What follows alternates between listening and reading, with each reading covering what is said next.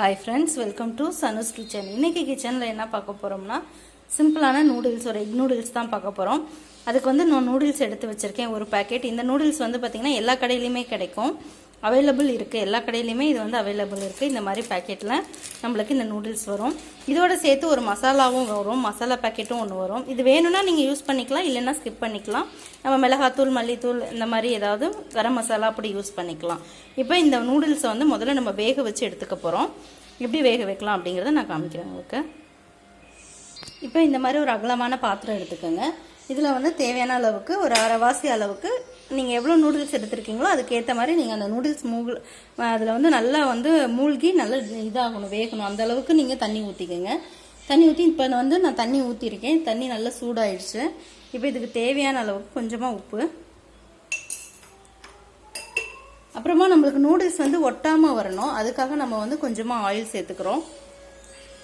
அது எந்த ஆயில்னாலும் okay, olive oil இல்லை நார்மல் நீங்கள் கோல்டு வின்னர் இல்லை நம்ம கடலை எண்ணெய், நல்லெண்ணெய் எதுனாலும் நீங்கள் எந்த எண்ணெய் வீட்டில் யூஸ் பண்ணுறீங்களோ அதை யூஸ் பண்ணிக்கலாம். இப்போ இது நல்லா கொஞ்சம் கொதிக்கட்டும். கொதிச்சோடனே நம்ம வந்து நூடுல்ஸ் உள்ளே போட்டு வேக வச்சுக்கலாம். இப்போ பார்த்தீங்கன்னா நல்லா தெரியும், சைடில் நல்லா பபுள்ஸ் வருது. ஸோ நம்மளுக்கு தண்ணி நல்லா சூடாயிடுச்சு. இப்போ நம்ம இங்கே எடுத்து வச்சிருக்க நூடுல்ஸை இதில் ஆட் பண்ணிக்கலாம்.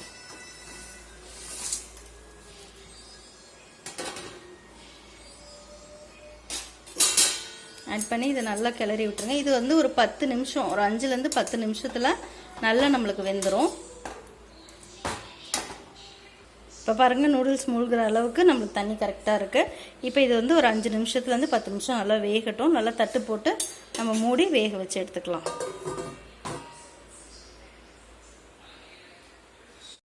இப்போ பார்த்தீங்கன்னா நூடுல்ஸ் நல்லா வெந்துருச்சு. பார்த்தீங்கன்னா தெரியும், ஒன்றோட ஒன்று ஒட்டலை. ஏன்னா அந்த ஆயில் ஊற்றிருக்கோம் நம்ம, அதனால ஒட்டலை. இப்போ இதை வடிகட்டி எடுத்துக்கலாம். இப்போ பார்த்தீங்கன்னா நல்லா வடிகட்டிட்டேன். வடிகட்டி நல்லா ஒரு அகலமான பிளேட்டில் நல்லா இது சூடு ஆறணும்.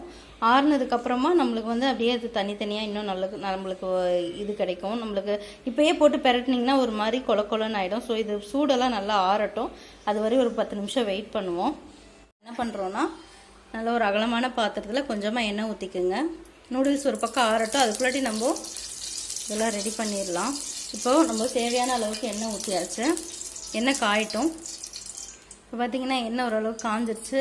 இங்கே ஒரு 4 முட்டை நான் எடுத்து வச்சுருக்கேன். எக் நூடுல்ஸுன்றனால நான் வந்து 2 முட்டை வந்து கொஞ்சம் ஜாஸ்தி எடுத்திருக்கேன். உங்களுக்கு எவ்வளோ முட்டை தேவையோ அந்த அளவுக்கு நீங்கள் முட்டை எடுத்துக்கிட்டால் போதும். இப்போ நான் வந்து ஒரு 4 முட்டை நான் எடுத்திருக்கேன். அது இதில் ஊற்றிக்கலாம்.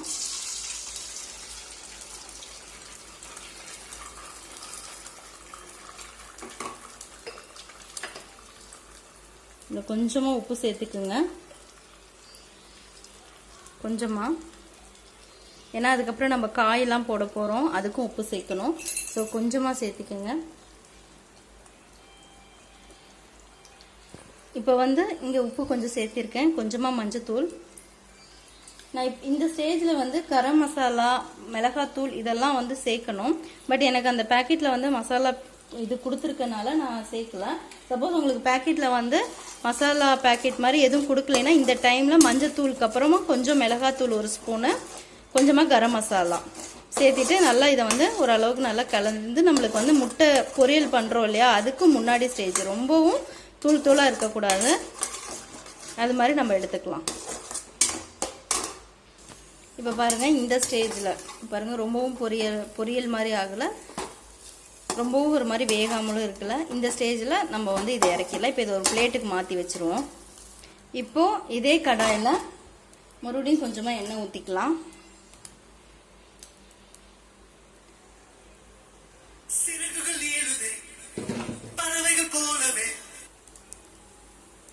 எண்ணெய் சூடாகட்டும். இப்போ நம்மளுக்கு எண்ணெய் நல்லா சூடாயிடுச்சு. இப்போ நம்ம இங்கே ஒரு வெங்காயம் நான் வந்து வெட்டி எடுத்து வச்சுருக்கேன், அதை ஆட் பண்ணிக்கோங்க.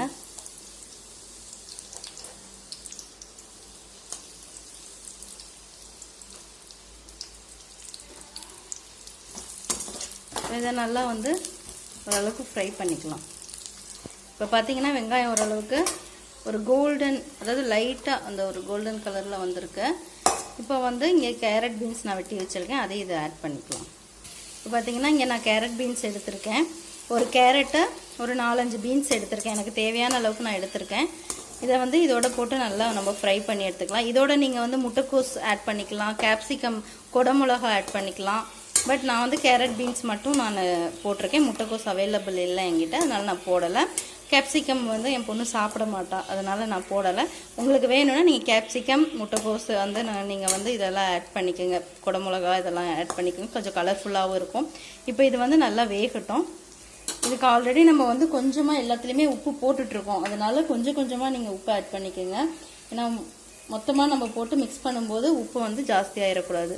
ஸோ கொஞ்சமாக இதுக்கு போட்டிருக்கேன். போட்டு இதை மூடி வச்சுட்டு ஒரு 5 நிமிஷம் நல்லா இந்த காயில் வந்து இந்த காய் வந்து எண்ணெயில் வேகணும். கொஞ்சம் ரொம்பவும் நல்லா வெந்துடக்கூடாது, ஒரு அரைவாசி அந்த ஒரு மாதிரி நம்ம கடிச்சா கொஞ்சம் நல்லா கடிச்சு சாப்பிட்ற மாதிரி இருந்தால் கொஞ்சம் டேஸ்ட் நல்லாயிருக்கும். ஸோ இது வேகட்டும்.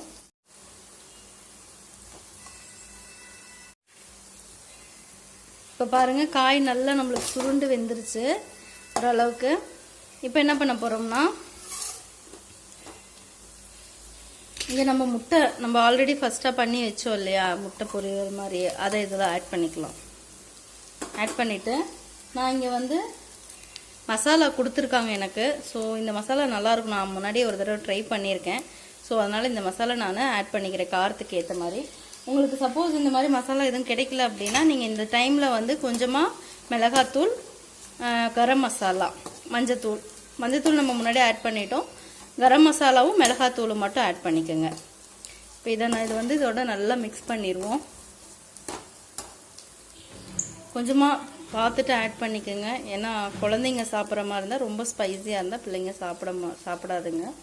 ஸோ அதனால் நான் கொஞ்சம் கொஞ்சமாக ஆட் பண்ணிகிட்ருக்கேன். இப்போ நல்லா கலந்துக்குவோம். இப்போ பாருங்கள், நல்லா கலந்துட்ருக்கேன். நல்லா கலந்துட்டு நம்ம இதுக்கப்புறமா நூடுல்ஸை ஆட் பண்ணிக்க போகிறோம்.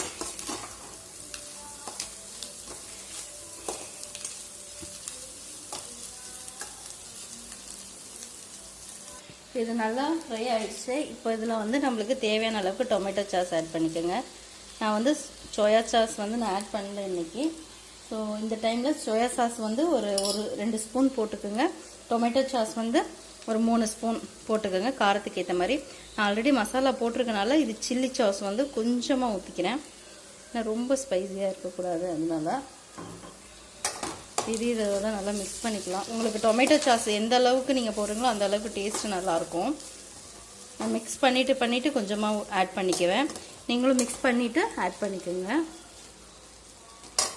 இன்னும் கூட கொஞ்சம் ஆட் பண்ணிக்கலாம். இதை நல்லா மிக்ஸ் பண்ணி எடுத்துக்கலாம். இப்போது நல்லா மிக்ஸ் பண்ணி எடுத்தாச்சு. இப்போ நம்ம இங்கே வந்து ஆல்ரெடி நம்ம வேக வச்சு ஆற வச்சுருக்கோம்ல நூடுல்ஸ், அதை இதில் ஆட் பண்ணிக்கலாம் கொஞ்சம் கொஞ்சமாக.